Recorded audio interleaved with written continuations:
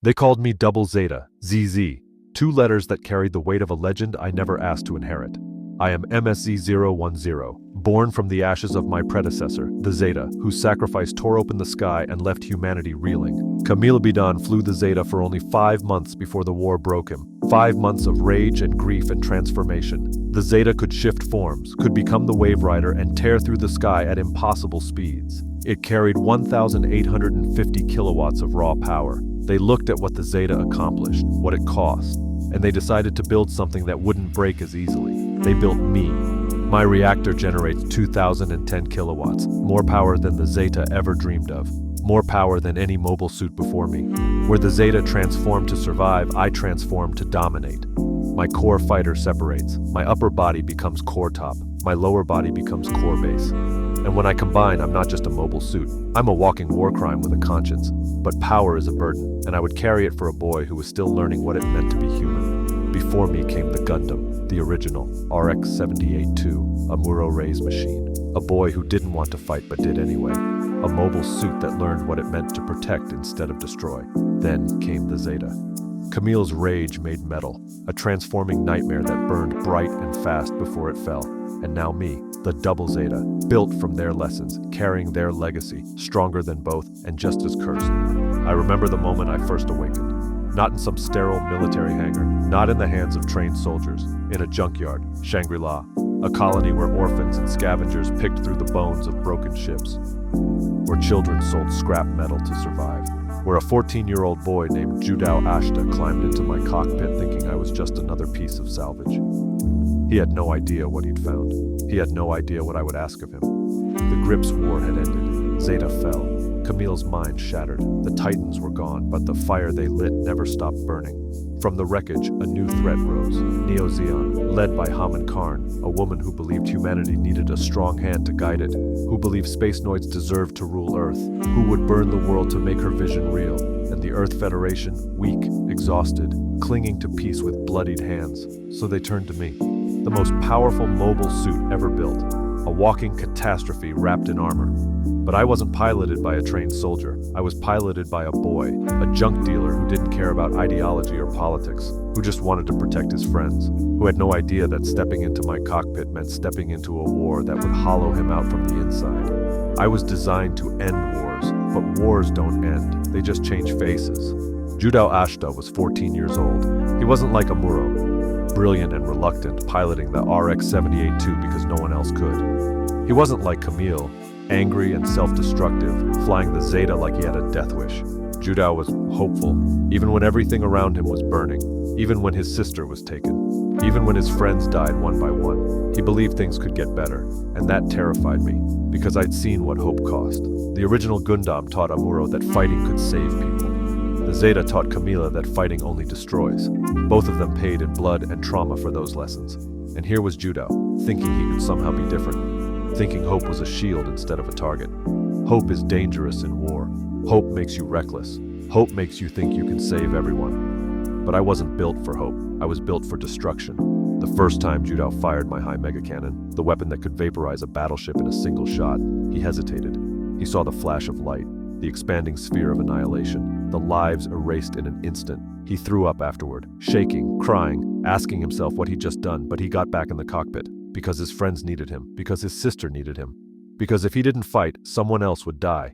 That's what war does. It gives you impossible choices and tells you to live with them. I wanted to tell him, you don't have to carry this alone. I'm here. I remember everything you're trying to forget, but I couldn't speak. I could only watch and fight and remember the battle over Dublin, a colony drop, not a weapon, not a military target, just a massive piece of metal and rock falling toward Earth ready to kill millions. Haman's forces pushed it. The Federation was too slow to respond, and we, me, Judao, and the Argama crew were the only ones close enough to stop it. I felt Judao's panic, his hands trembling on the controls, his breath catching in his throat. We can't let it fall, he whispered. We can't. So we pushed, my thrusters screaming, my frame groaning under the impossible weight, every system redlining, every alarm blaring. We couldn't stop it. We could only slow it. The colony hit, the impact shook the planet. Millions died anyway, and Judao sat in my cockpit staring at his hands, asking himself, was that enough? Did I do enough? I wanted to tell him, you did everything a human could do. The rest is on the monsters who dropped it. The original Gundam fought in the 1 Year War. Amuro saw colony drops too, saw millions die, carried that weight for the rest of his life. The Zeta witnessed the Titans gas entire colonies. Camille felt every death through his new type senses until it shattered him. And now Judao, another pilot, another colony drop, another weight that would never lift. But guilt doesn't care about logic. Guilt doesn't care about precedent. Heyman Karn piloted the Kubile, a mobile suit that moved like thought itself. Fast, elegant, deadly. The first time we fought her, she almost killed us. Not because she was stronger, because she understood war in a way Judao didn't. She knew how to exploit hesitation, how to punish mercy. You're too soft, she told him over the comms. You'll never survive this war. But she underestimated something: stubbornness. Judao didn't fight like a soldier. He fought like someone who refused to give up, who refused to let his friends die, who would drag victory out of defeat by sheer force of will. And I followed his lead. Not because I believed we'd win, because he did. We clashed again and again, each battle leaving scars, each encounter teaching us that survival isn't about strength, it's about enduring one more second than your enemy.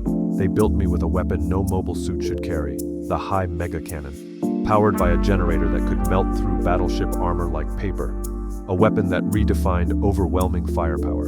The first time Judao used it at full power, he understood what I was. Not a shield, not a protector, a god of destruction wrapped in steel.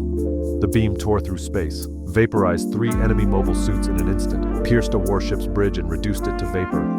Judao stared at the empty space where they used to be, at the silence where screams should have been. Is this what winning looks like?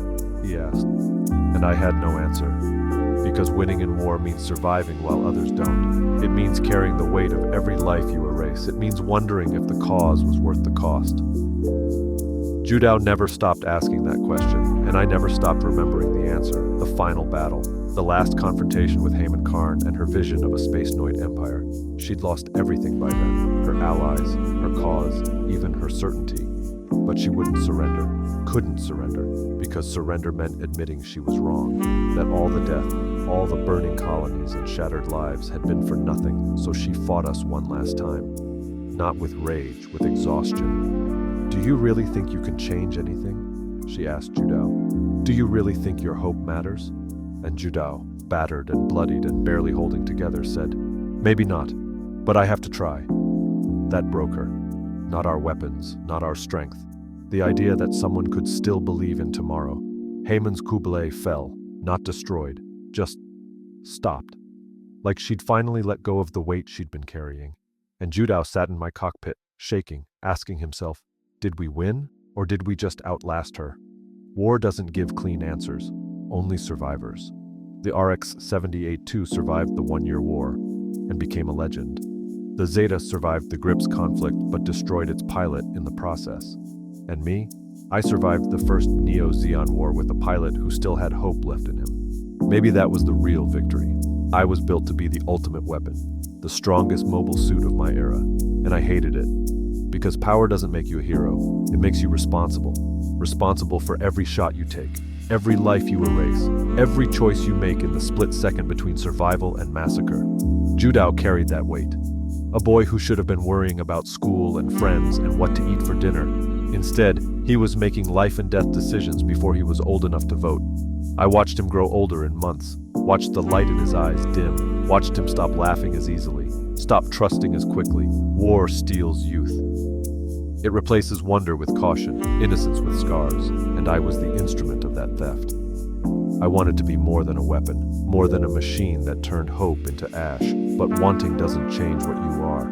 I was the ZZ Gundam, Double Zeta, the successor to a legend, and legends are built on the bones of the people who carry them. The war ended, Neo-Zeon collapsed, Heyman Karn fell, the Earth Federation claimed victory, but victories are just pauses between conflicts. Judao survived, battered, changed, haunted by the faces of the people he couldn't save, but alive. He left me behind, walked away from the cockpit that had been his prison and his power, went to Jupiter, as far from Earth and its wars as he could get.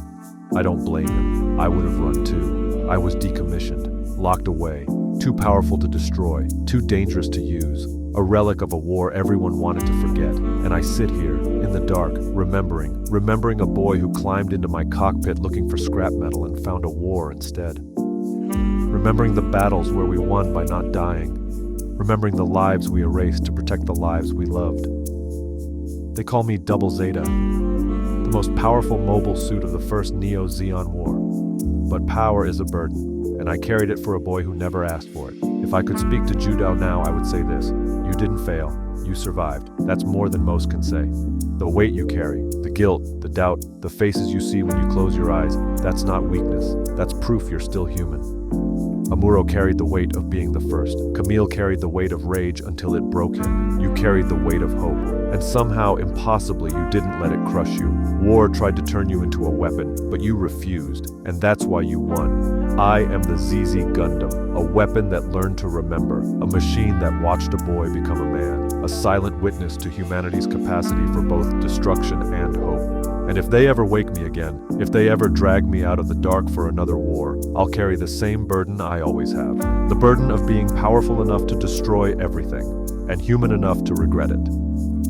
End transmission.